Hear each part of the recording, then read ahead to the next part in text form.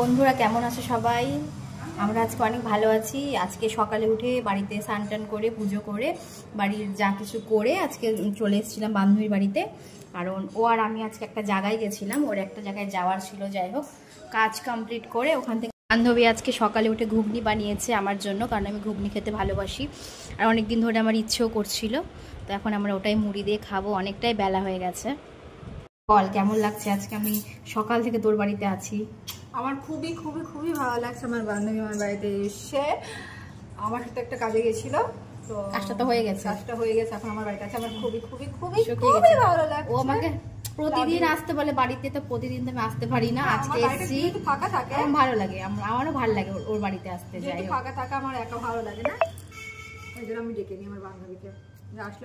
এখন স্নান করতে চলে গেছে আর ওর কিছু রান্না বাকি ছিল, আমি বললাম তুই স্নান করে নে, আমি বাকিটুকুটো করে দিচ্ছি। আসলে কি জানো তো, আমার কাছে না ভালোবাসাটা ভীষণভাবে ম্যাটার করে, ভীষণভাবে।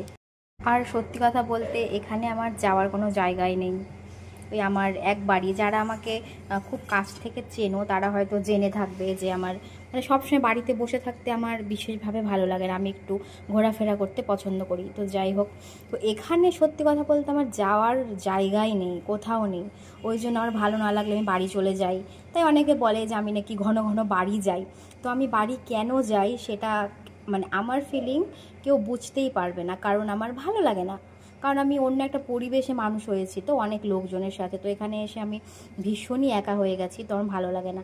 তো এই যে আমার একজন আছে যে আমাকে ডাকে যাই, গল্প করব, ভাল লাগছে না, তো আমার ভীষণই ভালো লাগে। তো যাই হোক, কথা বলতে বলতে ডালটাও হয়ে গেল, আমি এখন ডালটাকে নামিয়ে নেব। যে ওর স্নান হয়ে গেছে আর আমি এখন নিম পাতা ভাজছি। তখন মুসুর ডাল করছিলাম, বলাই হয়নি, কথা বলতে বলতে ডালটাও হয়ে গেছিলো। তো এখন নিম পাতা ভেজে নিচ্ছি।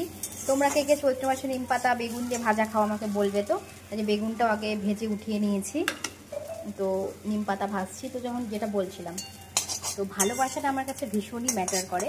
যে আমাকে ভালোবাসবে তার জন্য আমি আমার নিজের জীবনটাও দিয়ে দিতে পারি, এটা একদম সত্যি কথা। আমি যেখানে বুঝি আমার জন্য ভালোবাসা আছে, আমি তার জন্য সব করতে পারি, সব। তার মাঝে আমি আরেকটা কথা বলি, যে আমি প্রতিনিয়ত রিলস বানাচ্ছি, ছবি তুলে হোয়াটসঅ্যাপে স্ট্যাটাস দিচ্ছি বা পোস্ট করছি।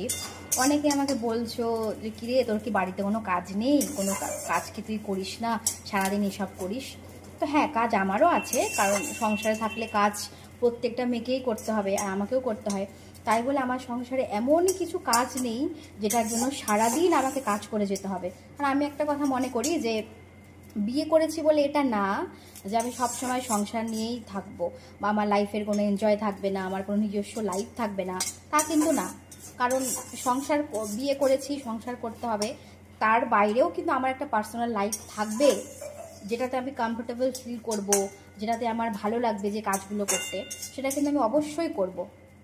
কথা বলতে বলতে ভেজে নিলাম নিম পাতা বেগুন ভাজা। এটা চৈত্র মাসে আশা করি সব বাঙালির বাড়িতেই হয়, আমার তো খেতে ভীষণই ভালো লাগে। কথা বলতে বলতে এটা রেডি হয়ে গেছে। তো এটা ছাড়া বাঙালি চৈত্র মাস যেন অসম্পূর্ণ।